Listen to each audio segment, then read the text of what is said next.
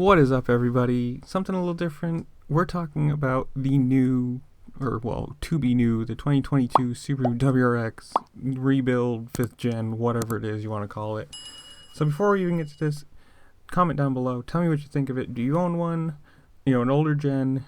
Were you planning on getting this new gen and you've changed your mind? Or are you still planning on? Just comment down below what your thoughts are on the car, and we're going to get into it, what I think. So, a little backstory here. I own a 2018 Subaru WRX, and coming from that gen to this one, I'm let down. I think like 271 right there, they're saying 271 horsepower. That's 3 more horsepower than the one that I have, and that's 5 years of 4th gen to 5th gen building, same torque spec, or torque ratio, or torque specs.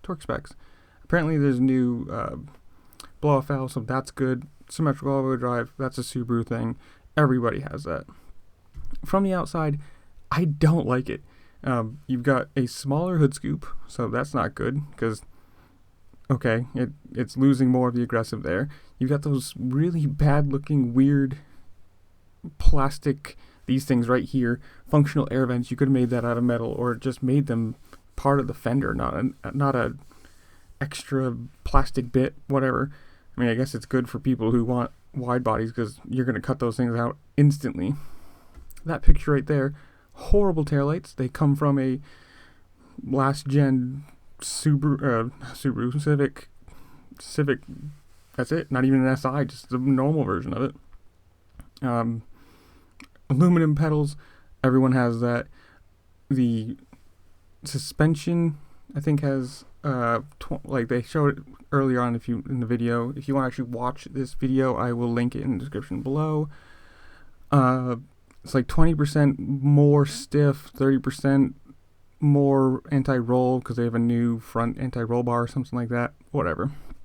I don't get it. It gets less aggressive every single generation.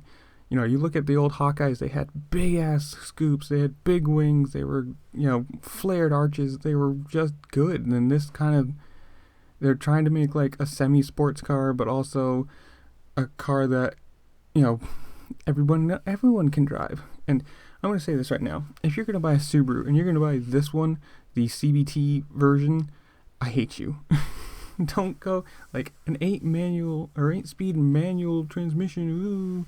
The only problem with it too is this version, the CVT version, that's just like, come on, if you're going to buy a WRX, buy the standard and learn to drive it.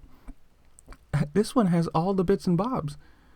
It has adaptive dampers, so you can actually like pick how you want your car to feel. Is it going to be more aggressive? You get Recaro seats, you get, like, it's just like this. Oh, you're going to miss it in this video. What? You get all these like cool bits and bobs for this car that only come on the automatic version. Why? I mean, is it really that hard to put like adaptive dampers on the standard version or the manual version, whatever it is? I don't know. Personally, I think this is a letdown. I wasn't really looking forward to it. Yeah, the Konoji and then these MAGMA-DESIGNs, they're literally off of a Civic. It's not good. Advanced aerodynamics. If you watch it, it was like, oh, designed by Subaru. Yeah, they basically just add a bunch of plastic to all the fenders, the front fenders, the 2 quarters, and I don't know. For me, this is a letdown. I wasn't thinking about getting one anyways. I'm perfectly happy with my 18. But for people who are waiting for this, thinking like, oh, the next gen Subaru, I'm gonna get it. No. To me, this is a big letdown. Oh, I don't need. Whatever. Comment down below. What do you think? Are you into it? Are you not? We're going to stop it right there. I'll see y'all later. Peace.